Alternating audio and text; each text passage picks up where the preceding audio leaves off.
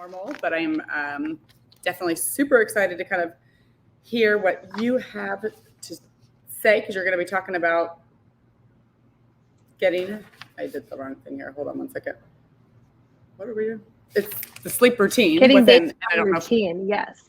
Just in general. I wasn't sure if there was a time frame on that, so I wasn't sure. But, and again, I think there's a lot of just myths and different things and when's the right time and all of those things. So I think for me, even though my daughter still struggles with sleeping as a toddler, maybe you'll touch on that at a later date. But yes, I'm going to focus on newborns today, but yeah. Yes, but I'm going to include some stuff that people can definitely use. Oh, good. Okay. As well. So I'm going to include excited. Everybody here. Okay. Yay. Let's see here. Well, I'll hop off and I'll let you take over. Okie dokie. Okay. Share. We should be good.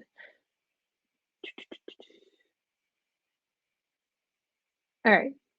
Well, interrupt me if you can't see this, but my name is Lexi, and I am the owner of Little Bird Sleep Consulting. I work with families from the prenatal stage up to age 5.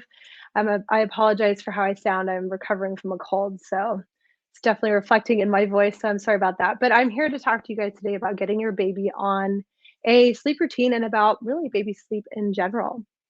Okay, so one of the most important things that I would like for you to take away during our time today is that I want you to take the pressure off of yourself and your baby's sleep, especially during the 4th trimester.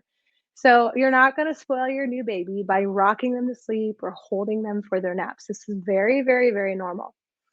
What we can do though is we can do sleep shaping. So sleep shaping is when we practice certain routines and behaviors that support infant sleep. I often hear people tell me, well, we're just not schedule people. We don't want to do the schedule thing.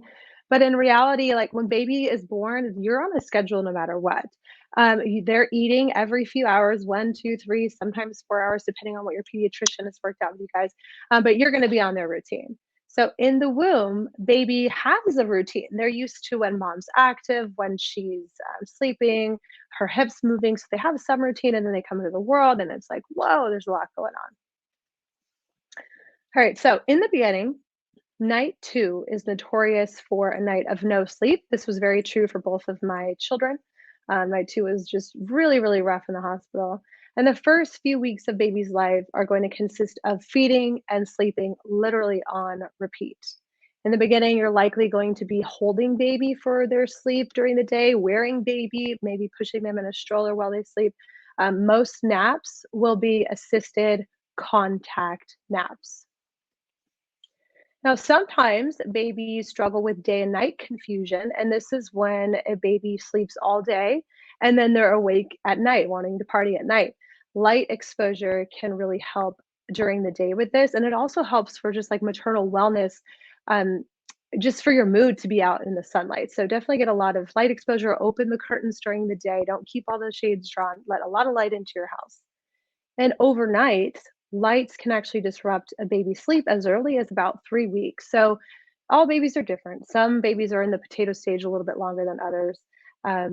But my son definitely, like by 3 weeks, if we had bathroom lights on, he could tell. And then my daughter was more like 6, 7 weeks is when it kind of took her to notice lights around her during the night. But so if you have your baby in the bassinet next to you and you have bathroom lights on, hall lights, closet lights, the TV, you want to be mindful of these things at even this early of an age because it can disrupt them. I recommend that during night feeds and nighttime diaper changes that you try and keep the lights as dim as possible. So maybe some people use a salt lamp or a night light, or they just take their phone light and put it under a sheet and just, have as minimal light as you can, but you're still able to, feed and change your baby, because we really want to separate, like daytime, we have light, nighttime, we have darkness. Now, one of the first things we want to look at when we are setting up a sleep routine is looking at our sleep environment and setting up a good sleep environment to help facilitate a good sleep foundation. So during night or sleep hours, we want darkness. Babies are not afraid of the dark, so don't worry about your baby being scared of being in the dark. Blackout or light filtering curtains are very, very helpful. Our children's brains start to produce sleepy hormones before it's time for sleep. We need melatonin in order to fall asleep. Okay. So light actually totally inhibits melatonin. So we really want to set the mood by dimming lights before bedtime. White noise machines are also very helpful. The womb is very loud. It's actually about 90 decibels. And for reference, that is as loud as a tractor. Now, of course, in the womb, you've got fluid muffling that intensity, but it is very, very loud. So babies prefer white noise to silence. White noise machines are, like I said, fantastic for drowning out day to day noises, and you want to use them for all hours of sleep. So don't worry about having to turn off the machine like halfway through the night or during a nap. That silence is actually startling. So definitely leave your child's white noise machine on throughout sleep. And then so also there are apps that you can download for you to tell the decibel level of your white noise machine. So you want to keep white noise machines in your room at or in your child's sleep space at 50 decibels and at a safe distance from their sleep space. So there's, like I said, several apps you can download. You hold it up to the white noise machine or where your baby is, and it can tell you kind of what the situation is. And then temperature is also something we want to be mindful of. Babies sleep best between 68 and 72 degrees. Now, it's also a good idea to consider using a swaddle or a sleep sack because these act as a sleep cue for the onset of sleep. And the AAP recommends that baby's sleep space is free of loose or plush items until 12 months of age. So, a sleep sack or a swaddle is a great alternative to a blanket. All right, so working towards a routine. Around 6 to 8 weeks of age is a great time to practice placing baby down in a crib, bassinet, or pack and play for two of their daily naps. This will help them get used to their sleep space and napping independently. So, again, this is really, really just practice. It's something to work towards. It's not something you have to master.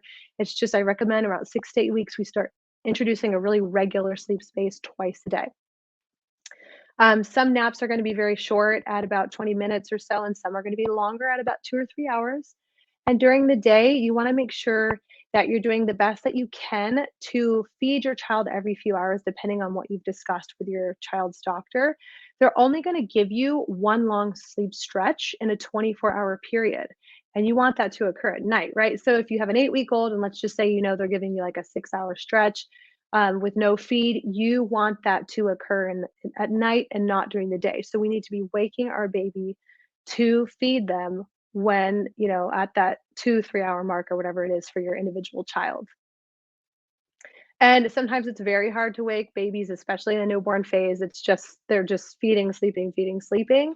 But as they get a little bit older, they get a little bit more alert. And so you can use something like a wet washcloth or tickle their feet, remove clothing, whatever it is to help rouse them enough to eat and take a more full feed. So let's talk about signs that your baby might be showing you that they're ready to take a nap. These are called sleep cues. So babies tend to stare off into space when they are tired. We don't typically see this as a sleep cue, but it is a sleep cue. And then they might start to get red eyebrows. They might kind of clench their fists a little bit or fuss or rub their eyes. And then they're going to start yawning and then they're going to start crying. And if they're crying, we've really kind of missed. If they're crying because they're tired, we've missed that window for sleep. It's already too late. So you definitely want to get your baby down. But ideally, you want to have them down when they're like right between rubbing their eyes, fussiness, and yawning. When they're yawning, it's like we need to take action. Okay, so what is a routine? A routine is a sequence of actions that are regularly followed. All children, babies included, love to be able to predict what comes next within their day. Now, this is a great slide for you to screenshot, save, whatever it is, because I've outlined sleep. This is my sleep cheat sheet. Literally, I use this with clients. And it is a breakdown of, as you can see, sleep from newborn all the way up to when a child stops napping. So about 3.5 to 5 years. And this is like everything you need to know, a breakdown of daytime sleep. So on the far left, we can see that newborns are going to have a wake time of 30 to 60 minutes, if even that. And they're gonna be taking little micro naps, is what we call them, all day long around the clock. And then around 2 to 3 months, we're gonna have a little bit more wake time, maybe 30 to 90 minutes. And naps are gonna be around 20 minutes up to a couple of hours. Around 2 to 3 months, I like to tell people to wake their baby at about 2 hours of sleep to feed them. And then at 4 months, you can see I actually have it broken down where there's wake times that are shown. And we start this at around 4 months because the circadian rhythm is developed at this time. Naps can still take, ideally at 4 months, I like to see like two longer naps and then two shorter naps a day. You can see here it's written out 4 naps. Um, but naps can take 4 to 6 months to really lengthen and get two longer, chunkier naps and then have those two shorter naps. And you can see on this chart that the wake times will lengthen and the amount of naps will decrease all the way until children drop their nap around 3 to 5 years old. So your baby is showing signs that they're tired, but how do you actually put them down to sleep? This can actually be, you think it's easy, sometimes it is, for other babies it's not. So Dr. Harvey Karp actually developed what's called the 5 S's, and it's meant to be kind of a bridge between the womb and the outside world regarding putting your baby to sleep. So your baby has shown their signs that they're tired, right? You want to implement then the 5 S's, which stand for swaddle, side, shush, sway, and suck. So you swaddle your baby. You're actually going to turn them on their side or on their stomach. And you kind of cradle them in your arms almost like a football. And the reason we do that is because the human face is very stimulating. So if you have a baby who's tired trying to fall asleep and you're staring at them, they're not going to go to sleep. Your face is way cooler than going to sleep. So it's going to do the opposite of, soothe them.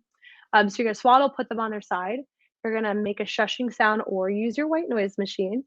You're going to start swaying them or rocking them, and you're going to insert a pacifier into their mouth. And so the goal is that this, helps put baby to sleep. And then as they're used to this, you kind of can phase out the S's. You're able to maybe just swaddle them, put a pacifier, and then put them down, and they are, kind of awake, and then they just start to close their eyes. So as I get used to this, these S's start to dissipate. And these really do work, I promise you. All right, and another great way to get your baby on a sleep routine that facilitates minimizing day night confusion and really lengthens nighttime sleep is to actually get them on an eat awake sleep routine. So, this method has been used by sleep experts for a long time, and it's actually designed to help with the feed to sleep association, and it promotes full feeds. Now, sometimes this will turn into a eat, awake, eat, sleep, and that is totally okay. You're gonna be feeding your baby to sleep. That's, we kind of have this little taboo. It's not taboo. But keep in mind that it's nice to work towards an eat, awake, sleep routine to help with that feed to sleep association. Because we tend to see as babies mature in their sleep, they start to wake up needing to eat even when they're not hungry. So here is just a little sample schedule. You can see, 7 a.m., start the day, baby's going to be hungry, you feed them, then you spend a little time with them awake, and then you put them down to sleep using something like the 5 S's. And then, maybe you're on a 3 hour feed routine, 10 a.m., they wake up, they're hungry, you feed. And because they've just napped, they're going to take a good full feed. Okay, so in the evenings, there's often cluster feeding. Sometimes people do like 4, 6, 8 p.m., 10 p.m. dream feed, and then they might have some night feeds. And in those times where you're cluster feeding, there's definitely going to be eat, awake, eat, sleep going on.